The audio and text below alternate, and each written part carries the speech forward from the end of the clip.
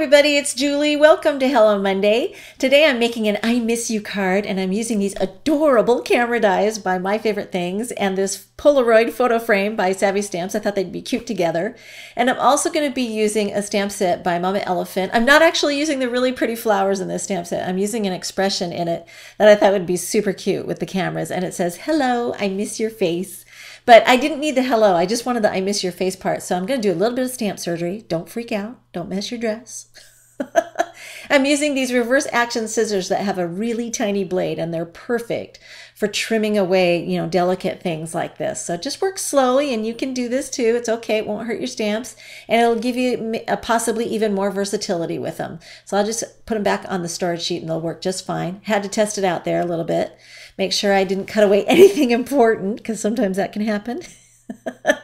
I've die cut my camera from some black cardstock as well as some of the embellishment pieces from some marshmallow cardstock, and then I like to stick them on the sticky side of a Post-it note so they don't move around while I'm coloring them with my markers. So you can use any medium you like to color them, but I just found that the Copic markers were really quick and easy, and then I flipped over the little ring part so I could put some glue there. That's a Quickie glue pen. It's got a nice ballpoint tip. And then I can go ahead and position that into place and start building that little camera. Now the little heart can fit on this lens portion that got die cut out at the same time. So I'm going to go ahead and 3D mount it to the lens. And then that little insert will otherwise just kind of fall out unless you've got it somehow secured to the camera body. So I just put a piece of double-sided sticky tape there on the back, and then I can just lay down that camera lens there. And I'm going to do a similar thing with the little Polaroid frame. But first I wanted to cover the insert part, that little square part there, with some pattern, and I thought this washi tape would work really well. This is Lifestyle Crafts Shape and Tape, and it's a sheet style of washi tape. So I'm just going to go ahead and trim out a square that's a little bit larger than that one.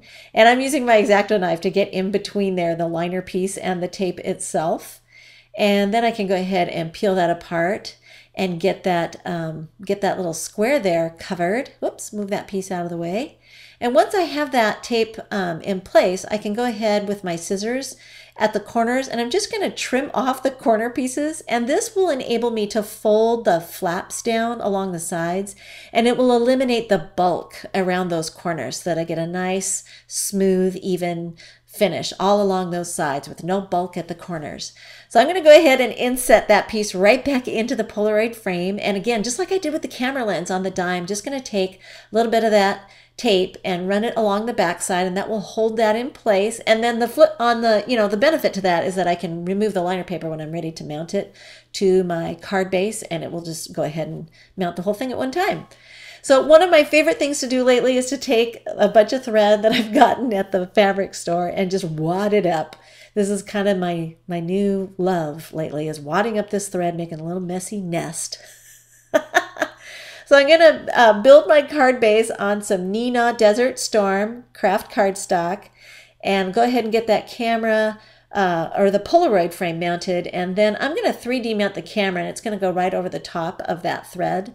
So we'll just go ahead and remove the liner paper there on the back, and then I'm just going to lay that wad of thread there down onto my cutting pad, and then I can just go ahead and stick the camera right over the top. Once that's done, I can add some foam dots to the back of my camera and go ahead and 3D mount that into place so it's got its thread all stuck to the back there. And then this expression can be stamped with some VersaFine black ink down there along the bottom. And I deliberately shifted it to the left because I wanted to add another accent image, and I borrowed this little tiny heart from a set called Framed Fonts by Avery L. But any little tiny heart that you have that you could borrow to stamp right there. And I just went ahead and did it in black ink. I just wanted to complement the heart on the camera. And then we can go ahead and fold the card and get the fold line creased there nice so that the card will lay flat. I'm going to round the upper right corner there with the corner chomper tool, and then I'm adding some Fruit Punch Stickles glitter glue right over the top of the heart. And because I colored the heart first, that base color eliminates any gaps that might show through the glitter glue, and you get a nice complete coverage. And I love this card. I think it's so cute. Thanks for watching.